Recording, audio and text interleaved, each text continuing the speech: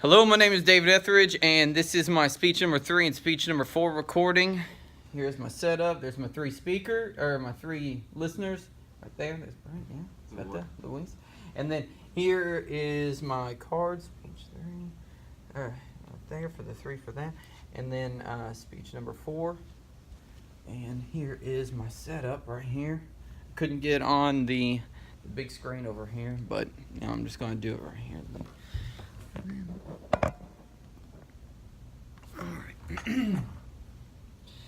Alright, hello, my name is David Etheridge, and I'm going to be talking to you about the dangers of high cholesterol and why you need to be aware of some of the dangers. First off, I want to tell you a little bit about why I'm speaking on this subject. It is because I actually have some family history. My grandmother, she had high cholesterol. It was hereditary. She had familial hypercholesterolemia, and what that is something that she was inherited, and it skipped over my father and it came to me. But one of the things that made me aware of it that previously wasn't diagnosed is she had a heart attack whenever she was 48, and she had completely clogged arteries, and she was a small petite woman. And so there was no signs, and nobody really, because she was not overweight, she ate very healthy. And so that's one of the reasons I'm speaking about this and why it affects me. And because it's not all about just, how you look or how you feel, and sometimes it's just something, that's just waiting to strike. It's something serious. And so, first of all, I want to tell you a little bit of history about it. According to Robert Olson, the Journal of Nutrition, accessed on May 21st, he reported that in 1665, it was a Dr. Boyle at Cambridge University. He held some experiments with a group of animals. And what he did is he had a control set, which was a fasted diet for a certain set of animals, and then a normal diet for a certain set of animals, and then a fatty diet for some animals. And then what he did is he looked at just the physical makeup of the blood, because they didn't have a lot of technology back in the day. And so what they did is he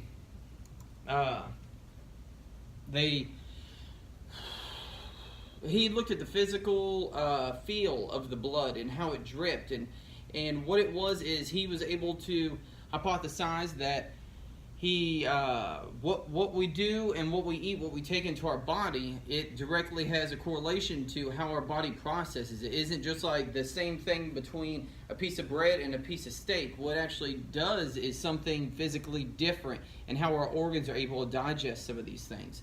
And that was one of the things that he went on and went and carried into the 1970s. A couple hundred years later, after we had done more research with different people and made some more discoveries, what they found out was that there are healthy cholesterol and then bad cholesterol, because no matter what, our body is going to produce cholesterol, but how our body digests it and how it's used and how long it spends in our bloodstream, that's really where some of the dangers and some of the benefits lie. There's LDL, HDLs, and how our liver processes it, and that's what some of the things that were discovered, and how we were able to better treat heart disease like heart attacks, strokes, and some of the other things associated with high cholesterol. And another thing is there's different types. There's different types of high cholesterol. If you have high cholesterol and you're in this one group, say, where you just have unhealthy living habits, you have a sedentary lifestyle and you eat really unhealthy, you just watch Netflix, you don't exercise, you don't do any of the good stuff that is going to be good for you, well, that's probably the better of the two. And what that means is you can just automatically make a change. You can just start exercising, you can start, maybe taking medicine, probably not, just look at what your diet has in it, and then, start living a more active lifestyle, something where you pay a little bit more attention to what you're bringing into your body. Then there is the second group where it's inherited. That's where I lie in. And those people, according to Johns Hopkins University, says that 1 in 250 people has the inherited familial hypercholesterolemia versus what the Mayo Clinic says, where just on a normal basis, 1 in 3 people have just the regular type of high cholesterol, where it's affected by their activity level, by their intake. and both of those were accessed on May 21st. And what this means is the people in the second group, the familiar hypercholesterolemia, they have to take medicine, and they have the chance, a lot higher chance of having a heart attack before the age of 50, actually 50% greater versus everybody else, the other 249 specifically in that statistic. And what that means is they need to get checked out a lot sooner. They need to be able to pay attention to these things. So this picture here represents what a clogged artery looks like. And what it is a fat buildup in the arteries because the liver hasn't taken the excess cholesterol out of the bloodstream. And so it's one of the things, it really doesn't, regardless of what type of high cholesterol you have, this is what it looks like. And well, some of the things that we can do is get checked out. This is prevention. And by prevention, what I'm, talking about is no matter what kinds, either way, you need to be exercising. You need to be living an active lifestyle. You need to be paying attention to what you're doing and what you're bringing into your body. And that means you need to go to your doctor. They're going to take blood. They're going to run some of the tests on. They're going to tell you what your cholesterol numbers are and where your LDL and HDL levels need to be, and what you need to do to get there, and what your outlook, your future outlook is, and your quality of life. Because they know if you're not exercising now, it's prevention is always better than trying to do the actual cure. You need to do healthy living, and that's what brings me to to mention to y'all. It's a big picture. Everything that you need to do to be able to prevent against some of the dangers of high cholesterol. So what I've talked about is a little bit about the history and what you need to do and some of the rewards that are associated with that. It's you need to be able to identify what group you fall in. Or do you fall in the normal group? Do you fall in the hereditary group? And then at the same time, you need to take those same steps. With the hereditary group, you need to take a more active stance in your health, and then with the other one, you need to have just about the same attitude, proactive attitude, trying to be able to fix your health with better lifestyle choices. And that is my presentation on high cholesterol. Thank you.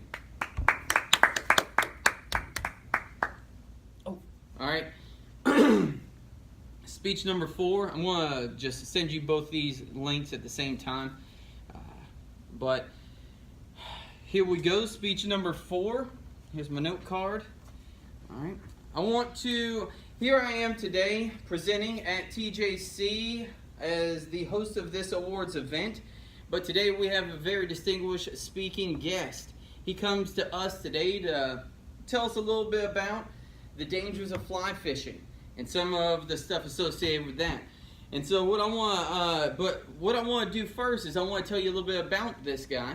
And some of the things that you might find interesting is that his father was in the little popular musical group in the 50s, 60s, and early 70s, the Righteous Brothers. He played baritone sax, very talented guy, very, very talented. So it's probably where he gets some of this, influence from.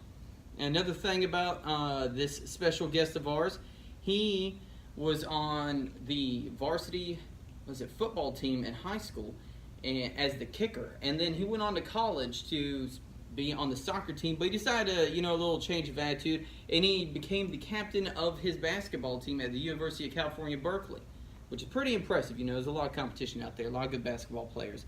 But a little bit of something this guy has done to give back to some of his fans is he's created a sunblock company where all the proceeds go to cancer patients, one, that use a lot of sunblock, and two, are at a disadvantage for going to college. He realizes that a lot of their time, a lot of their money is spent on care, trying to get through cancer, trying to, feel like they actually have a purpose. So what he does is he gives all the proceeds to a charity that helps get these cancer patients or post-cancer patients through college with all the lotion proceeds that come from his company.